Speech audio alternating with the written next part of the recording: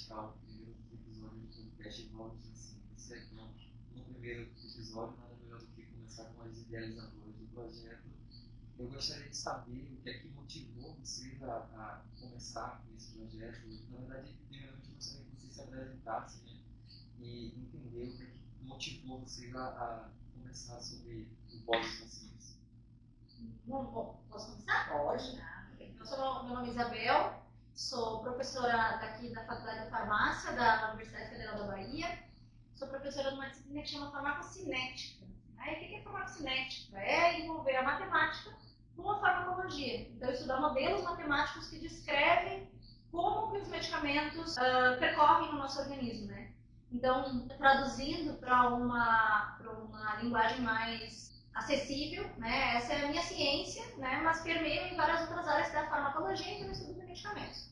Beleza, então, sou professora aqui na Universidade Federal da Bahia faz 6 anos, né? Moro em Salvador há 6 anos. Já digo que eu sou baiúcha, né? Porque eu já sinto meu coração vivendo aqui, estando aqui. Sou doutora nessa área de ciências farmacêuticas, não na área de farmacocinética. Bom, eu não me apresentei, acho que agora você pode se apresentar. Eu sou Lídice, sou professora do Instituto Federal da Bahia, Campo Salvador. Sou professora de biologia, sou bióloga. Sou doutora também, mestre, doutora, né, em meio ambiente, aí numa área mais generalista. Mas sempre trabalhei com ciência, do ponto de vista dos diagnósticos de botânica, da parte de agricultura, agroecologia. Então, sempre gostei muito da área ambiental. E hoje eu sou professora lá da disciplina Biologia, lá para os meninos do IFBA, que fazem ensino médio integrado ao técnico. Muito bem. Com relação ao Vozes, né, como é que surgiu essa proposta, de onde é que nasceu essa ideia? Bom, assim, começar falando um pouco, porque a ideia surgiu de um podcast que eu participei na Colômbia com estudantes do ensino fundamental fazendo perguntas para pesquisadores, para professores. E aí essas meninas me despertaram, né? Foi na Universidade Nacional da Colômbia, quando eu fiquei fazendo um pós-doutorado lá em 2024. E eu fiquei muito feliz em participar e responder essas perguntas de crianças, de jovens que tinham essa curiosidade de entender. Me perguntaram muito como que os medicamentos eram surgidos das plantas, como que as mães tratavam as crianças com chás, né? E aí eu comecei a exibir essa curiosidade, que interessante conversar com crianças sobre algo que para nós é tão natural, né? Que a gente já fala sobre ciência, né? Naturalmente, já entende muito bem. E aí que eu conheci, né, a Lídice em 2025, né, no ano passado. E aí eu chamei a Lídice, bora fazer, vamos trabalhar junto, né? Nós participamos juntas de um projeto, né, que é a integração de ferramentas analíticas na cadeia produtiva do cacau. Eu trabalho com a parte do agroecossistema do cacau, da cabruca, e Isabel trabalha com a parte de farmacocinética do cacau no organismo humano. E a gente fez uma viagem de carro, fomos até o sul da Bahia conhecer as fazendas de cacau. E aí a gente conversando, ela disse, vamos pensar em fazer um podcast? Vamos pensar em trazer a ideia lá que eu vivi na Colômbia para cá? Falei, vamos.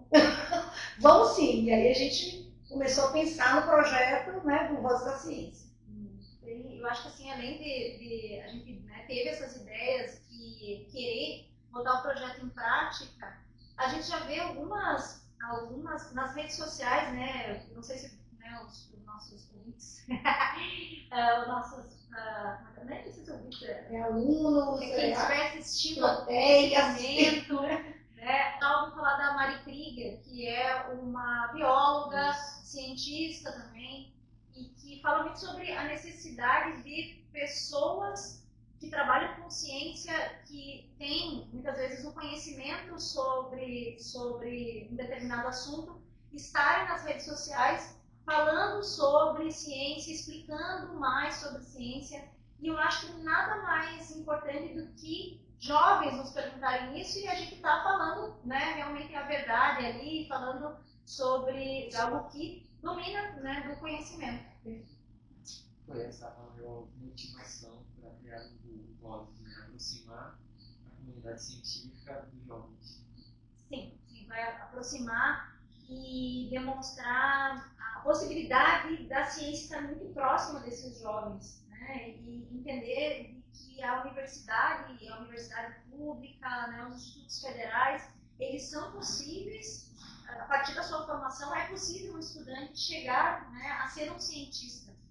Outra parte que nos motivou também é demonstrar o que é um cientista, né, na Bahia, o que é um cientista numa universidade federal do Nordeste, né? O que é ser um cientista? Porque muitas vezes a imagem do cientista está vinculada a somente pessoas que têm acesso, ou pessoas brancas, ou pessoas que têm um poder aquisitivo maior, ou mais elitizados, né? Então, ou aquele, né, o estereótipo do cientista que é maluco, né? Então, eu acho que também isso, e assim, um cientista que está distante da realidade, né? Que não conhece, um cientista que tem uma vida reclusa, diferente, e mostrar que não, que a ciência ela pode ser feita em qualquer lugar, na sala de aula, no laboratório, porque basicamente ciência é curiosidade a respeito do mundo, né? E você se colocar em curiosidade, buscar o que você está pensando daquela curiosidade, é um pouco de fazer ciência também. Então, eu gostaria de pegar esse gancho e entender o porquê o podcast foi o meio escolhido para divulgar os jovens. Eu acho que, assim, no momento que a gente está assim, hoje em dia, a dificuldade é das pessoas como um todo, né? Eu falo de mim, enquanto professora, né? E dos meus alunos também. A dificuldade como um todo é a gente parar, fazer uma leitura, se debruçar sobre um livro, se debruçar sobre um texto mais denso. Então, hoje a gente está procurando se informar de maneira um pouco mais rápida, né? E o podcast é uma maneira da gente se informar. Então, eu faço academia, faço atividade física, vou para o treino e ouço podcast no treino. Né? Se eu estou no carro, se eu estou no ônibus. Né? Então, eu estou nos intervalos ali, eu fazendo alguma coisa em casa, cozinhando. Eu posso ouvir um podcast, eu posso me informar sobre um determinado assunto. Eu acho que é uma ferramenta hoje que é muito utilizada para a gente conhecer e se informar sobre o mundo. Assim. Eu acho que é uma estratégia das mais aptas assim, para alcançar um número de pessoas. Eu acho que isso é alcance de pessoas hoje com tecnologias que são acessíveis, tanto que a gente, quando criou o projeto, a gente viu e conheceu essa acessibilidade de que criar um podcast não requer financeiramente algo, um aporte financeiro tão grande, então a gente pode criar sem estar associado a ganhar em cima disso, ou receber em cima disso. Né, ou ter que pagar muito financeiramente para gerar um podcast. Tu comentou alguma coisa sobre essa visibilidade. Eu também vejo sobre representatividade, que as dúvidas que esses estudantes vão ter sobre a ciência podem ser dúvida de outros estudantes, né, e eles podem se identificar com essas perguntas, se identificar com essas conversas. Surgirem outras perguntas, né? Fazerem outras perguntas. A acessibilidade, muito bem, acessibilidade ainda mais quando a gente tem um podcast, né, e vai estar acessível tanto no Instagram, nas plataformas, no Spotify, no YouTube, vão ter até, embaixo vão ter o chat de perguntas, né, então a gente pode até pensar em futuramente usar essas próprias perguntas para surgir novas discussões. O Suel falou sobre uma palavra muito interessante, que foi acessibilidade. Então, vocês acreditam que é uma dificuldade enfrentada pelos comunicadores da ciência em levar a ciência para a população em geral? Eu acredito que sim. Assim. Já foi pior no passado, que já foi um pouco mais difícil antes, hoje é menos difícil. Mas a história, né, principalmente a história científica, fala que durante todo o tempo que a ciência existiu, a gente tem pessoas que confiam na ciência e que não confiam na ciência, que desconfiam e que confiam. Né? Então, isso é histórico, não é de hoje, né? Não pensar que hoje ninguém acredita na ciência, ou eu só acredito na ciência. Não é assim, não é assim desde sempre. Né?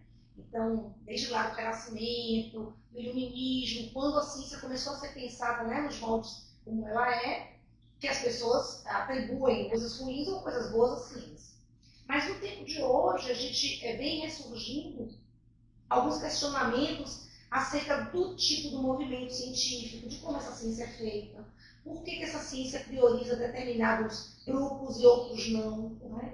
Isso. Então, assim, essa ciência, ela precisa ser mais divulgada no sentido de, olha, a gente está trabalhando, a pesquisa é feita, ela precisa ser feita dentro de critérios, esses critérios têm um tempo, né? Pode andar um pouco mais rápido, pode andar um pouco mais devagar. Então, talvez esse tempo da ciência seja um tempo que as pessoas ainda não têm entendimento. Então, essa divulgação científica precisa estar com maior amplitude mesmo, né? Com maior acessibilidade no tempo de hoje. E agora pegando um outro gancho, isso já é uma preocupação dos órgãos de fomento, que são os conselhos que apoiam as pesquisas no Brasil, de que a nossa ciência precisa chegar à população. Né? O que a gente hoje está fazendo aqui é baseado num aporte financeiro de um projeto de extensão, que já é uma obrigação chegar na população e ter essa troca entre comunidade e universidade. Mas os projetos de pesquisa hoje, a gente tem uma certa exigência do CNPq e da CAPES, que são esses órgãos mais importantes do Brasil que fomentam pesquisa, que apoiam as pesquisas, que a gente fale numa linguagem mais acessível. Né? Então, tem que muitas vezes escrever algum texto simplificando a sua ciência, a sua pesquisa, aquele projeto, para uma acessibilidade maior para a população. Né? Então, de que adianta a gente estar aqui na universidade estudando se a própria população não valoriza, né, a ciência, porque muitas vezes não valoriza porque não entende. Então, a falta de entendimento gera, muitas vezes, uma desvalorização. E num mundo que, possivelmente, a gente deve se deparar muito com isso, os estudantes da graduação também devem se deparar com isso um pouco tempo atrás, a gente percebe alunos chegando com uma desvalorização do estudo. Né? O estudo em si não leva a muita coisa. Então, a gente tentar trazer que não, o estudo e a ciência, elas levam a grandes caminhos, são aberturas de novas portas, de novas oportunidades. Falando agora sobre o surgimento desse projeto, né? Como é que começou essa parceria entre a UFBA, porque temos aqui uma professora da UFBA e uma professora do IFBA, como é que surgiu essa parceria, como é que deu início a tudo isso? Então, o IFBA, né, como um instituto federal, um lugar também que se faz ciência, né, ensino, pesquisa, extensão, ciência a gente faz lá. Então, a gente sempre recebeu alunos da universidade lá, né, para fins de estágio, e a universidade sempre teve de portas abertas para receber os nossos estudantes para visita técnica, treinamento, parcerias, né, cursos diversos. E assim, já tem alguns anos que eu já faço projetos de pesquisa e de extensão junto com grupos da UFBA. Então, já estive com o pessoal da Faculdade de Nutrição, já estive em outro momento com o pessoal da Faculdade de Educação e hoje estou com o pessoal da Faculdade de Farmácia. Então, já tem mais ou menos uns 2 anos que estou aqui com o pessoal da Faculdade de Farmácia, desenvolvendo alguns projetos de pesquisa e de extensão. E aí, quando conheci a professora Isabel, dentro desse projeto, né, sobre ferramentas analíticas para o cacau, para a cadeia produtiva do cacau, foi que a gente falou, então vamos colocar aí essa parceria com os projetos de extensão do projeto Vozes, assim, né, que a gente pensou junto, né, ela deu a ideia, eu falei, vamos. Ela chutou a bola e eu cortei. Relembrando um pouco, né, do projeto, acho que esse vídeo é o primeiro que a gente está gravando, mas a gente já gravou um anterior, né, tentando explicar um pouco os alunos que fazem parte, né, claro que a gente está com os nossos alunos que fazem parte do projeto, nós como professores. O projeto, então, vai ser gravado, vai ter uma gravação do podcast de estudantes do IFBA entre 14 e 18 anos, que vão, então, fazer essas gravações, vão fazer suas próprias perguntas, né, vai ter uma roteirização, mas eles também vão fazer visitas aqui na universidade para conhecer alguns laboratórios, né, entender como é que funciona a Universidade Federal, aqui na Faculdade de Farmácia, como funcionam as pesquisas, a gente vai fazer algumas vivências também. Então, relembrando só um pouco do projeto, mas aí a gente gosta muito dessa interação de Instituto Federal com a Universidade Federal, até para ter essa integração de estudantes jovens e os estudantes da graduação. Falando sobre os estudantes, né, do Instituto Federal, como é que vocês projetam o impacto que a parceria entre esse projeto, entre o Instituto Federal e a Universidade Federal da Bahia, como é que vai ser o impacto na vida desses jovens que vão participar do projeto? Então, normalmente eu sou junto comigo tem outros professores da biologia. Então, inicialmente, a gente vai convocar assim, os estudantes que estão sob minha responsabilidade, né? Que são os meus alunos hoje nesse semestre, nesse ano letivo. E eu já antevejo que os demais todos vão reclamar com os outros professores. Ah, por que eu não fui? Por que eu não estou participando? Por que não sou eu que estou lá? Por que não sou eu que estou no projeto? Né? Mas como é um iníciozinho, assim, a gente começou com uma turma, a gente pretende ampliar nessa ideia, assim, que a gente tenha mais alunos, e eles gostam muito dessa ideia, assim, de estou no espaço, estou fazendo ciência, é uma novidade, é uma coisa interessante. Todo mundo aqui já foi estudante, né, do ensino médio, um dia, e sabe que a rotina de estudar português, matemática, física, química, biologia, é uma rotina maçante, assim, chata, e quanto mais coisas diferentes você tenha, né, no âmbito de uma disciplina, melhor. Então lá a gente sempre tenta fazer visita técnica com eles, inserir eles em outros projetos, né? Então esse projeto, quando Isabel me convidou e eu pensei, não, vamos fazer assim com eles, eu não quis, por exemplo, abrir um edital para chamar estagiários para esse projeto. Eu quis pegar os alunos mesmo da própria turma, né, que eu sabia que iriam se engajar, iriam participar. Então, foi assim que aconteceu. Eu acho que vai ser um impacto muito, muito importante assim, para a vida deles. Os pais deles também entendem isso, né, quando eles fazem visita técnica.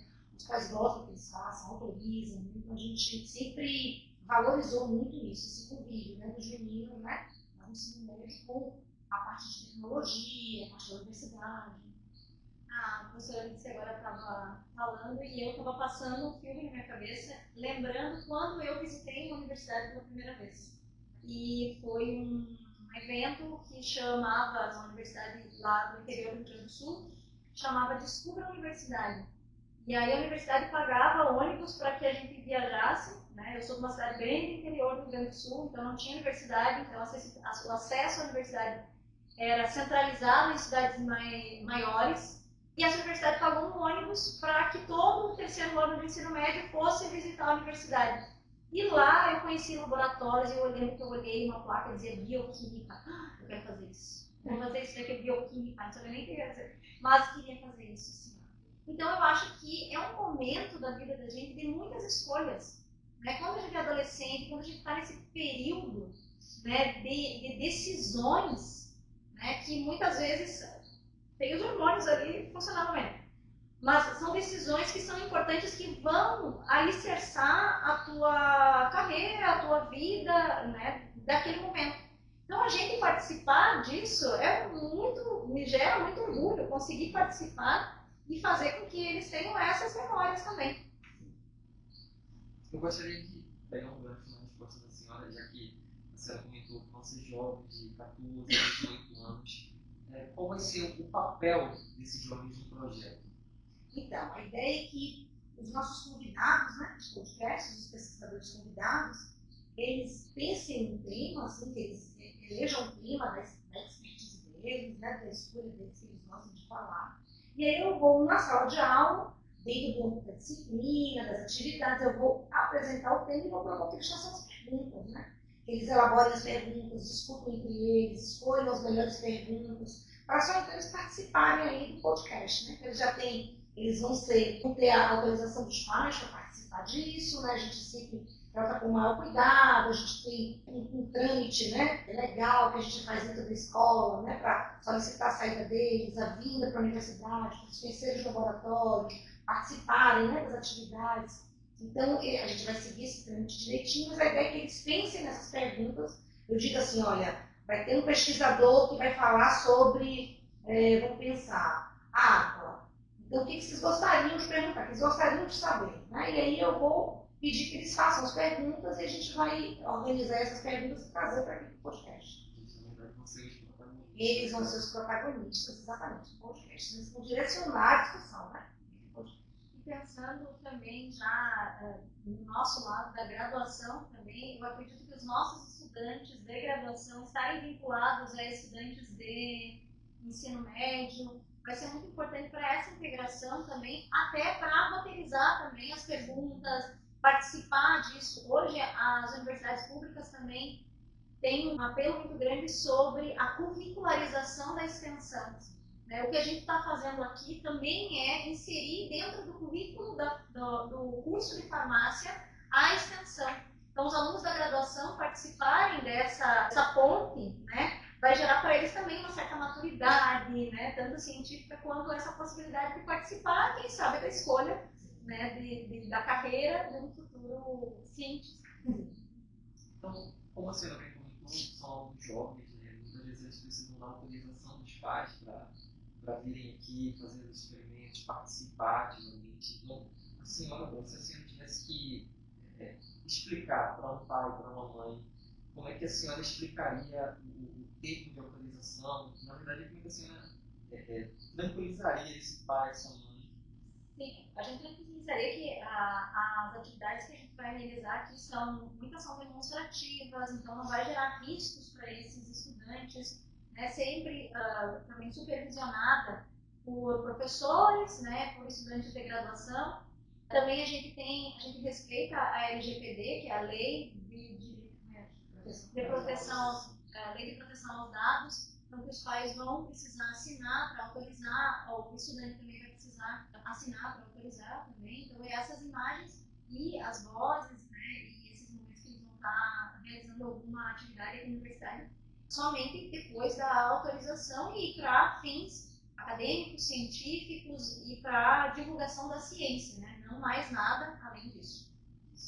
Normalmente, assim, eu nos meus 16 anos de estudo federal, né, já estou lá desde 2010, né, então nos meus 16 anos de estudo federal eu não tenho nenhuma notícia, assim, nunca tive nenhuma notícia de pai que tenha não autorizado, né, a criança, o adolescente, o jovem participar. Porque eles já entendem, quando eles entram nos estudos federais, eles já entendem que esse é o caminho natural, são eles fazerem as visitas técnicas, são eles participarem de programas de pesquisa. Lá tem um aporte muito grande de bolsa de iniciação científica júnior, bolsa de extensão, né? Então a gente já naturalmente, os pais já entendem, né, essa dinâmica da escola. Esses alunos que vão participar já estão no segundo ano, eu não sou mais do primeiro ano, eu sou do segundo, então já tem uma maturidade maior, né, do ponto de vista acadêmico mesmo. Meus pais já conhecem a escola, sabem como transita, então eles sempre gostam demais. Às vezes, se o pai fica receoso, eles vêm dizer, não, meu pai não vai ter problema nenhum,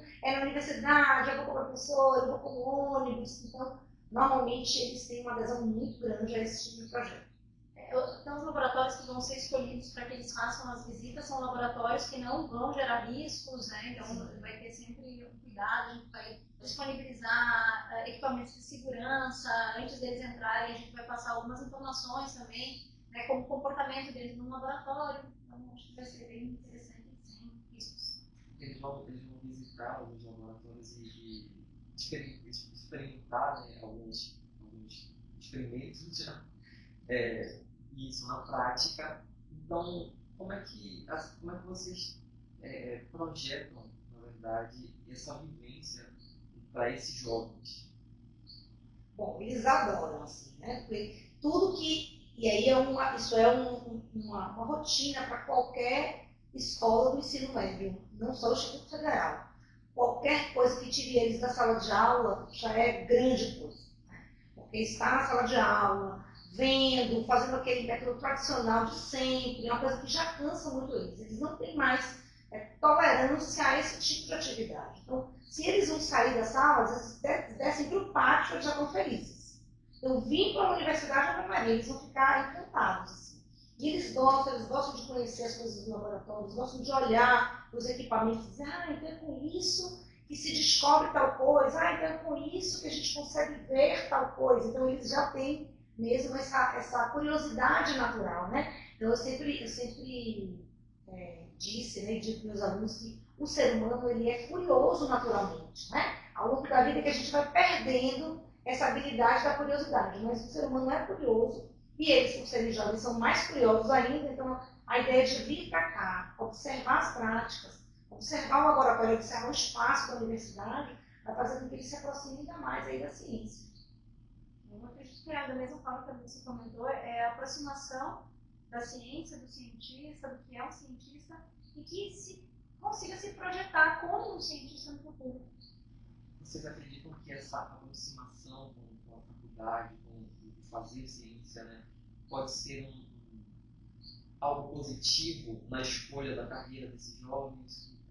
Pode agregar bastante nesse Sim, sim. Inclusive, dentro do PPC, do curso, né, dos cursos técnicos, mas lá no IFBA, existe um espaço, né, na carga horária para essas experiências fora, né, do instituto, na universidade, exatamente que conta com pontuação, né, para eles terminarem o ensino técnico.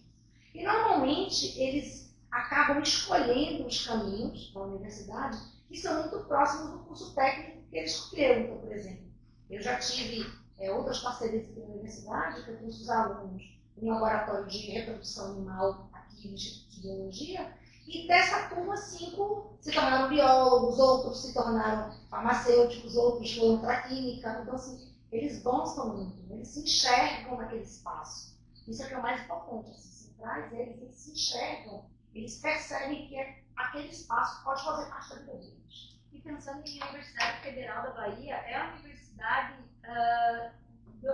de Salvador, é a Universidade da Bahia. Então, estar aqui, muitos vão escolher fazer um curso na Universidade Federal, muitas vezes se dedicar mais para realmente conseguir, né, chegar até a Universidade Federal, já tendo um conhecimento, já tendo uma abertura de caminhos, né, abrir a cabeça. Eu acho que é isso, nesse momento da vida, gera uma expansão de conhecimento, e a gente conseguir abrir algumas oportunidades aí, abrir algumas brechas, janelas e portas, né, para que eles pensem sobre isso no futuro, para mim é muito recompensador.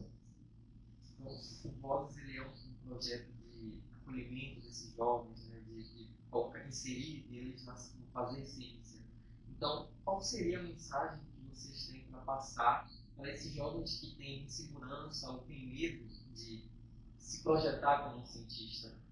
Então, eu sempre penso assim, né, a curiosidade movimenta, né, esse jovem, e essa mobilização dessa vontade, ela pode ser canalizada para esse espaço. Né?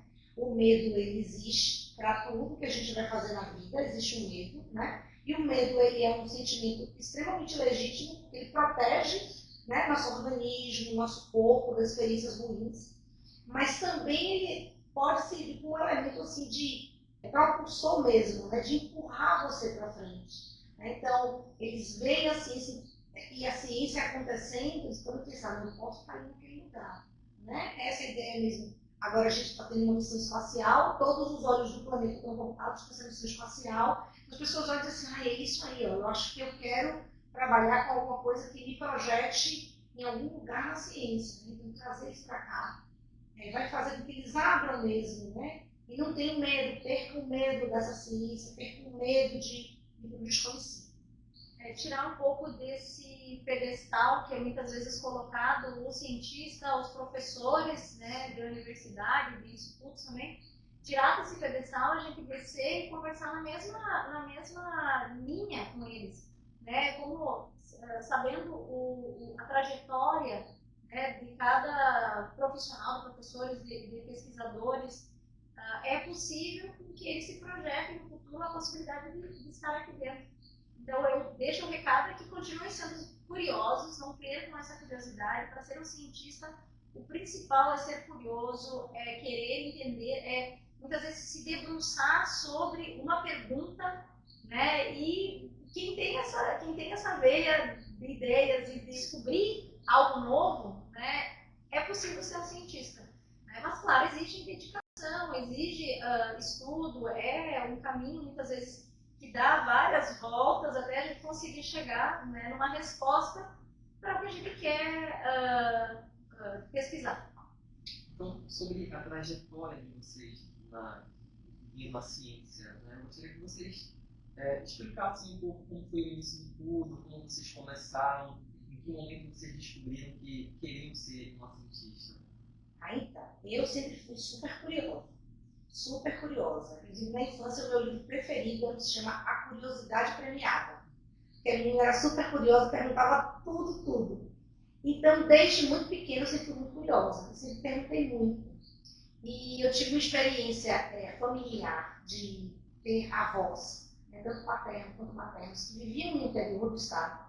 Eu sempre viajei muito para o interior, então eu tive contato com bicho, planta, roça, né, feira. Então, eu sempre perguntei muito, fui muito curiosa. Então, essa curiosidade natural, ela foi de uma certa forma, estimulada pelos meus pais, né, pelos meus familiares, e também estimulada na escola onde eu estudava. Né? A escola que eu estudava tinha um laboratório, a gente fazia visita de campo, fazia visita técnica. Então, essa experiência familiar, educacional e da minha própria curiosidade me levaram para o caminho natural de ser bióloga, de ser cientista. Era o que eu queria fazer. Então, depois de anos assim, já trabalhando em colégio da escola, assim, do ensino fundamental, que disse para mim assim, você trabalha com isso? Eu me lembro que quando a gente era do 7º ano, você que fez o laboratório de botânica da gente, você fez o nosso herbário, o nosso mini herbário. E eu fiquei pensando, fiz mesmo, é verdade. Então era uma coisa que eu já tinha mesmo, natural, e aí como estímulo, né? Da educação dos meus pais e da escola onde eu estudei, é que eu aí ganhei asas. Assim, por isso que eu faço o impossível, assim, para os meninos terem o máximo de experiências positivas, né? No sentido da curiosidade, para que eles também consigam alcançar aí altos voos. Lídice, eu tive uma lídice na minha vida. Sim. Que foi uma professora de biologia e uma professora de química, que foram muito importantes na minha vida, no meu ensino médio, que eu olhava para elas e assim, eu amava química, eu amava biologia, e da mesma forma, eu sempre fui muito curiosa, perguntava pro meu pai é veterinário, eu perguntava tudo para ele, como é que era, como é que não era, aí ele me levava às vezes para a fazenda e abria, tipo, se ia fazer alguma carnear, né, que a gente chama carnear lá no sul. Aí eu disse, olha, aqui é o fígado, ali é o coração, ali é não sei o que, assim, ai, que legal, eu quero fazer alguma coisa com biologia e química. Eu quero fazer alguma coisa dessas coisas. Quase fui para biologia. Mas aí quando eu cheguei na farmácia, eu me encantei. Assim, espera aí, vou parar aqui. Porque a gente também podia fazer as duas coisas. Se aqui eu posso fazer as duas coisas, então tá. E aí, essa universidade que eu fiz, é uma universidade filantrópica que continuava sendo no interior do Rio Grande do Sul, uma cidade chamada Santo Ângelo.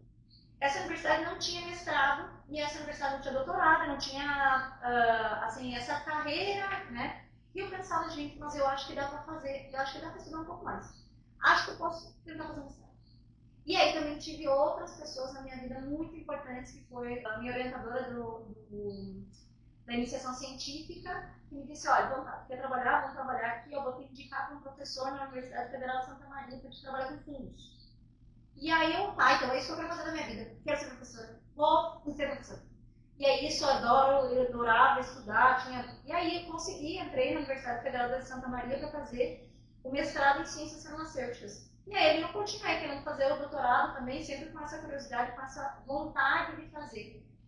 E o que hoje me move, tanto o projeto Vozes, quanto os alunos sabem aqui, orientação de iniciação científica, de mestrado, doutorado, porque eu penso que eu tive a oportunidade do governo me bancar no mestrado e no doutorado, né? E me fazer com que eu aprendesse uma determinada ciência. Eu me sinto como se fosse uma obrigação repassar essa informação. Porque senão, o conhecimento pararia em mim. E eu acho que o importante de nós, como cientistas e professores, é difundir isso, né? Jogar essa ciência para frente, jogar essa proposta para os alunos e fazer com que isso gere também novas aberturas de novas caixas, né? E oportunidades que mudam as vidas, né? Então, eu hoje moro em Salvador, moro na Bahia, mas quem sabe se eu não tivesse essas oportunidades e essas pessoas que cruzaram a minha vida, eu não teria não estaria aqui agora, né? Então, acho que a ciência mudou muito a minha vida, né? E chegar aonde consegui chegar com bastante esforço, mas chegamos, né? E aí estamos agora difundindo. Acho que é esse caminho, é que é possível. Eu tenho uma última pergunta para ambas. Por que, na visão de vocês, a ciência ela precisa de mais vozes? E se vocês puderem, uma palavra que vocês tenham para motivar esses jovens a de fato se integrar na ciência? Porque a ciência, né, o caminho, né, da humanidade, né, nesses anos todos que estamos aqui pelo planeta caminhando, a gente construiu, né, esse mundo que a gente está muito por conta da ciência, né, as descobertas, as tecnologias, a curiosidade. Então a gente veio nesse caminhar do mundo pensando nessa ciência. Então este mundo não vai ficar para mim, vai ficar para os que estão chegando. Né? Então, esses que estão chegando precisam tomar conta, né, dessa ciência que está aí, colocar ela para frente, descobrir novas coisas, né, repensar outros caminhos. Às vezes a ciência também vai por caminhos errados, então quem está lá na frente que chega e diz, vamos repensar aqui, vamos tomar uma outra posição. Então eu acho que quanto mais a gente divulgar que a ciência é um caminho importante, um caminho para melhoria da qualidade de vida das pessoas, posição das pessoas no mundo, né, de forma consciente, para reconhecer seu espaço, reconhecer sua vida. Quanto mais pessoas souberem, né, e tomarem posse, né, dessa ciência, melhor. Essa é a minha ideia. Então, uma palavra assim, para esses jovens, para o podcast, seria, acho que, amplitude, assim, o máximo que a gente puder de ciência para eles. A Alice falou algo bem importante assim, das voltas que a ciência dá.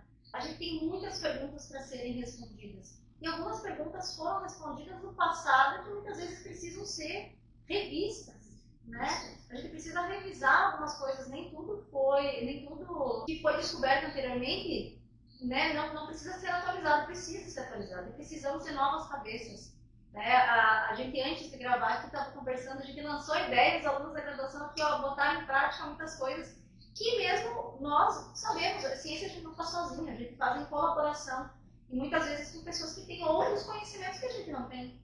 Então eu acho que difundir a ciência é gerar essas oportunidades que pode ser que uma pessoa tenha uma visão diferente, que consiga aplicar as técnicas de ciência para difundir. Acho que a palavra para mim não consigo pensar em outra palavra se não seja integração, né, e difusão da ciência. Acho que com isso a gente tem, né, essas visões, tanto de conseguir integrar esses estudantes, os nossos estudantes de graduação, os estudantes do Instituto Federal, e como ele vai estar difundido no podcast, a gente vai ter isso aí, né, disponível para grande parte da população. É isso. Eu agradeço a participação das professoras nesse episódio piloto, né, do nosso podcast. Se vocês tiverem alguma mensagem a passar, uma mensagem de finalização, por favor. E é isso. Muito obrigado pela participação da Diana. Muito obrigada também. A minha mensagem é: escutam, compartilhem, divulguem. A minha mensagem também é essa. Sigam a gente nas redes sociais, mandem mensagem, mandem perguntas que a gente já consegue incorporar nos próximos podcasts. Mandem sugestões, né? Ideias, sugestões, melhorias, né? Então é o primeiro episódio que a gente está gravando agora, então os próximos também vão cada vez evoluindo mais.